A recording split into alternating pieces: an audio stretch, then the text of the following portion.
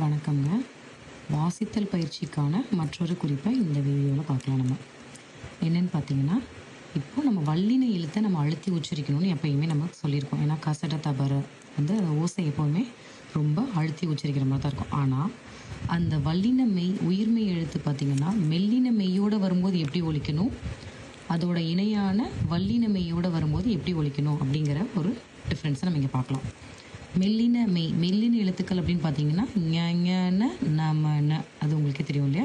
So அந்த எழுத்துக்களோட வல்லின உயிர்மை எழுத்துக்கள் வந்தால் அழுத்தி உச்சரிக்கணுமா, எப்படி உச்சரிக்கணும் அப்படிங்கிறத நம்ம பார்க்கலாம்.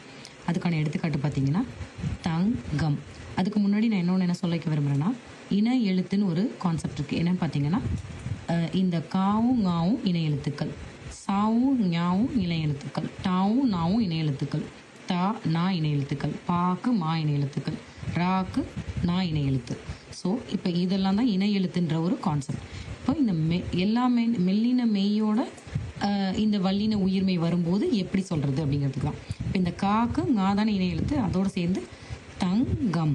இப்போ இங்கே வந்து தங்கம்னு சொல்ல மாட்டோம். நம்ம இந்த காவை வந்து எப்படி சொல்லுவோம் பார்த்திங்கன்னா, நம்ம மென்மையாக தான் உச்சரிக்கணும். க அப்படின்னு சொல்லாமல் க அப்படின்னு சொல்லுவோம்.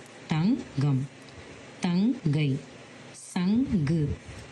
அதே தான். இப்போது சாக்கு ஞா வந்து இணை எழுத்து. இப்போ இது எப்படி வரும்போது எப்படி வரலாம், பஞ்சம், பஞ்சம்னு வரக்கூடாது, ஜ அப்படி தான் சொல்லுவோம் நம்ம. பஞ்சு, அஞ்சு. இப்போ நாவும் டாவும் இணை எழுத்துக்கள். இப்போ அதோட எடுத்துக்காட்டு பார்க்கலாம்.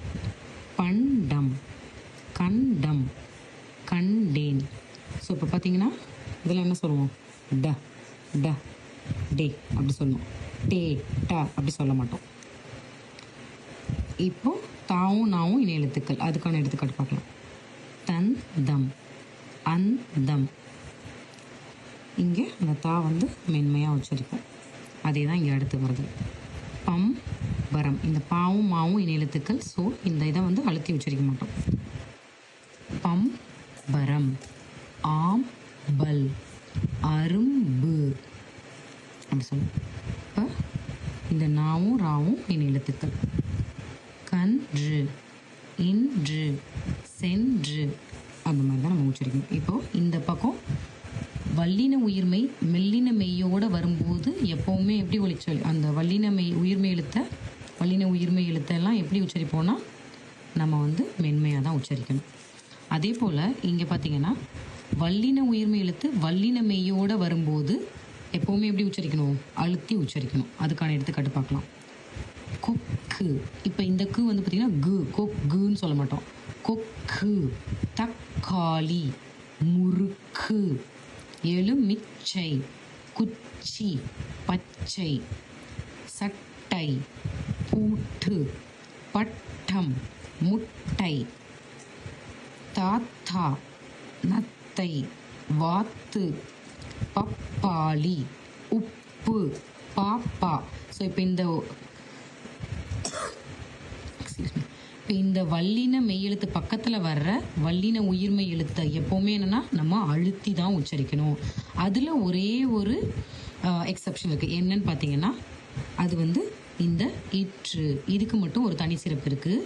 இது வந்து என்னதான் வந்து வல்லின மெய் எழுத்தாக இருந்தாலும் இது வல்லின உயிர்மை எழுத்தாக இருந்தாலும் இந்த இடத்துல வந்து நம்ம அழுத்தி நாற்று, வெற்றிலை, கற்றாழை அப்படின்னு நம்ம சொல்லக்கூடாது. நாற்று, வெற்றிலை, கற்றாழை அப்படின்ட்டுன்னு அந்த இற்றுக்கு மென்மையாக தான் ஒலிக்கணும். அதுக்கு வந்து ஒரு எடுத்துக்காட்டு என்னன்னு பார்க்கலாம். பார்த்தீங்கன்னா இப்போ தமிழில் வந்து இது வந்து வல்லின ரகரம், இது வந்து இடையின ரகரம். ஸோ இப்போ இந்த வல்லின ரகரத்தோட மட்டும்தான் வந்து மெய்யெழுத்தோட சேர்ந்து வரும். இந்த இடையின ரகரத்துக்கு பார்த்திங்கன்னா இர்ற, இர்ரி, இரு அப்படின்னு வரவே வராது. தமிழில் நமக்கு இந்த மாதிரி எந்த ஒரு சொற்கள்லையும் இந்த மாதிரி வராது. ஸோ அப்போ இது மாதிரி மட்டும்தான் வரும். இப்போது இந்த மாதிரியெல்லாம் வரும்போது நம்ம எப்படி இந்த ரகரத்தை வந்து உச்சரிக்கலாம் அப்படிங்கிறத ஒரு சின்ன எக்ஸாம்பிளாக பார்த்துடலாம். இப்போ இந்த ரகரம் வந்து தனித்து வரும்போது எப்போவுமே அழுத்தி தான் சொல்லணும். அறம், மரம்.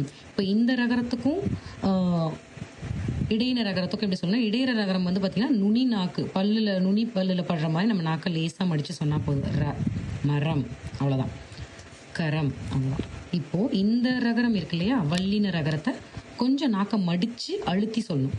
அறம், மரம், அதுதான் நம்ம சொல்லுவோம். மரம்னா வீரம்னு அர்த்தம். ஸோ இப்போ இந்த ரகரம் தனித்து வரும்போது நம்ம எப்படி சொல்லுவோம்? அழுத்தி உச்சரிக்கணும். ஆனால் இந்த வல்லின ரகரம் அதோட மெய்யெழுத்தோடு வரும்போது எப்படி சொல்லணும் அப்படின்னு பார்த்தீங்கன்னா, இப்படி உச்சரிக்கக்கூடாது. இது வந்து அழுத்தி உச்சரிக்கக்கூடாது. காற்று, காற்று அப்படின்னு நம்ம அழுத்தி சொல்லக்கூடாது. அதுக்கு பதிலாக இப்போ நம்ம இங்கிலீஷில் வந்து பார்த்திங்கன்னா 2 டி, சிட்டிங், கட்டிங் அந்த மாதிரி வருது இல்லையா? அந்த அந்த சவுண்டு வர மாதிரி நம்ம இங்கே சொல்லணும். வெற்றி, காற்று, மாற்று, அந்த மாதிரி தான் நம்ம சொல்லணும். அதே போல் தான் இது நம்ம இந்த இணை எழுத்து கான்செப்ட்லேயே நம்ம பார்த்துருக்கோம். அதுதான் இப்போ ரகரமும் நகரமும் இணை எழுத்துக்கள். ஸோ இதுவுமே மென்மையாக தான் உச்சரிக்கணும். கன்று அப்படின்னு. நன்றி.